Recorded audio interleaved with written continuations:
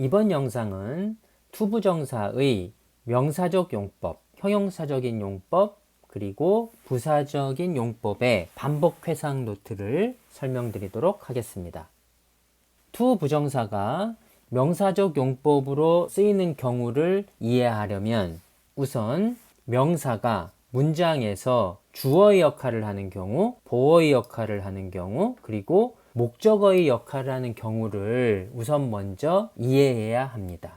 명사가 주어의 역할을 하는 경우의 문장, 주격 보어의 역할을 하는 경우의 문장, 목적격 보어의 역할을 하는 경우의 문장, 그리고 직접 목적어의 역할을 하는 경우의 문장, 그리고 간접 목적어의 역할을 하는 경우의 문장을 먼저 여러분들이 공부를 해야 합니다.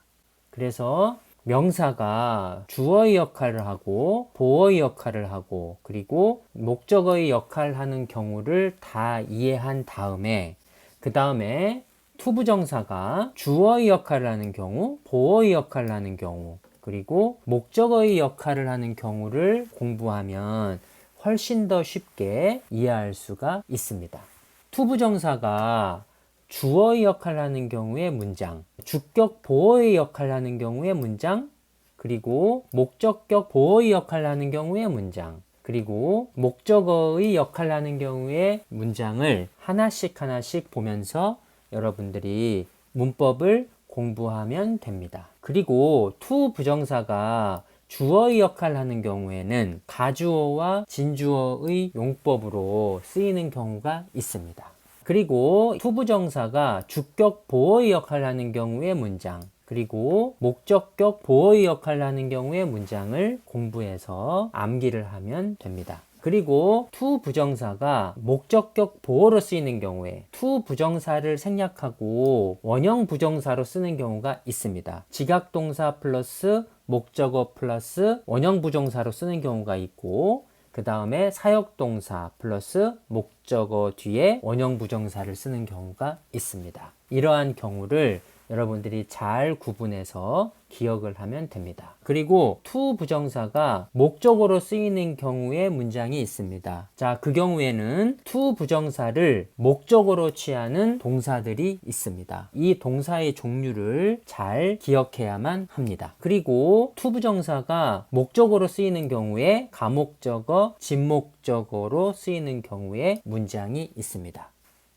다음으로 투부정사가 형용사적인 용법으로 쓰이는 경우가 있습니다. 투부정사가 형용사적인 용법으로 쓰이는 것을 잘 이해하려면 형용사가 문장에서 어떤 역할을 하는지를 우선 먼저 공부해야 합니다. 형용사는 문장에서 명사를 수식하는 역할을 하거나 보어의 역할을 하게 됩니다. 형용사가 명사를 수식하는 경우의 문장, 그리고 형용사가 주격 보어가 되는 경우의 문장, 그리고 형용사가 목적격 보어가 되는 경우의 문장을 우선 먼저 공부를 합니다. 그러면 우리는 똑같은 방법으로 투부정사가 명사를 수식하는 경우의 문장이 있습니다. 투부정사가 보어의 역할을 하는 경우에는 비동사 플러스 투부정사의 용법으로 쓰이게 됩니다. 비 플러스 투부정사의 용법으로 쓰이는 경우에 예정, 의무, 가능, 운명, 그리고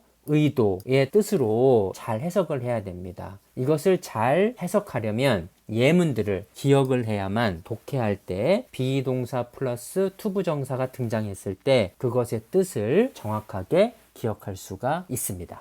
다음으로 공부할 것은 투부정사의 부사적인 용법입니다. 투부정사의 부사적인 용법을 이해하려면 부사가 어떤 역할을 하는지를 우선 먼저 공부해야 됩니다. 부사는 형용사를 수식하거나 동사를 수식하거나 부사를 수식하거나 문장 전체를 수식하는 경우가 있습니다. 부사가 형용사를 수식하는 경우에 예문, 동사를 수식하는 경우에 예문, 부사를 수식하는 경우에 예문, 그리고 문장 전체를 수식하는 경우에 예문을 잘 공부한 다음에 투부정사가 형용사를 수식하는 경우에 예문, 동사를 수식하는 경우에 예문, 부사를 수식하는 경우에 예문, 그리고 문장 전체를 수식하는 경우에 예문을 공부를 하면 됩니다.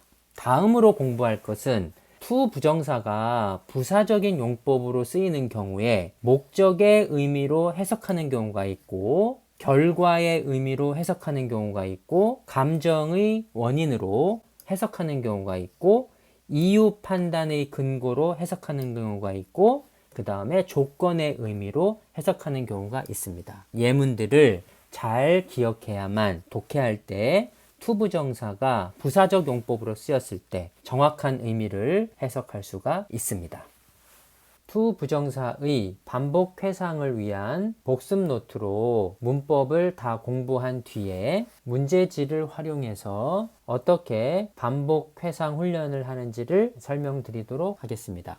문제지를 보면 한글 문장들이 표시되어 있습니다. 한글 문장을 보고 여러분이 기억하고 있는 영어 예문을 회상해서 하나씩 여기에 쓰면 됩니다. 영어 예문을 회상해서 쓴 다음에 문장의 구조를 분석해서 기록하면 됩니다. 주어, 동사, 목적어, 목적격 보어 그런 것들을 표시하면 됩니다. 이 작업이 다 끝나면 답지와 여러분이 회상해서 쓴 것을 하나씩 비교하면 됩니다. 여러분이 회상해서 쓴 문장이 틀린 경우에는 어디가 틀렸는지를 확인하고 다시 기억하면 됩니다.